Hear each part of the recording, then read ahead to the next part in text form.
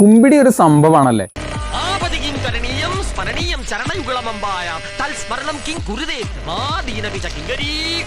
പക്ഷെ കുമ്പിടി ചൊല്ലിയ ശ്ലോകം ഒറിജിനൽ ആണോ അതോ അദ്ദേഹം കയ്യിൽ നിട്ടതാണോ എന്ന് കുറേ പേർക്ക് സംശയമല്ലേ. എന്നാൽ ആ ശ്ലോകം ഒറിജിനലാണ്. മഹാപണ്ഡിതനായിരുന്ന മഹാത്മാവായിരുന്നു കാക്കശ്ശേരി ഭട്ടതിരി.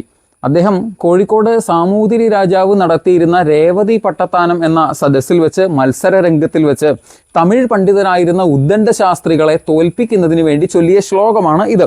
ഇതിൻ്റെ പൂർണ്ണരൂപം ഇങ്ങനെയാണ്: ന ഛത്രം ന തുരങ്കമോ ന വദതാം വൃന്ദാനിനോ വന്ദിനാം ന ശ്മശ്രൂണി ന പട്ടബന്ധവസനം ന ഹ്യംബരാഡംബരം അസ്തി അസ്മാകമമന്ദമന്ദരഗിരി പ്രോദ്ഭൂത ദുഗ്ധോദധി പ്രേംഖദ്വീചി പരമ്പരാ പരിണത വാണീതു നാണീയസി എന്നാണ് ഈ ശ്ലോകം.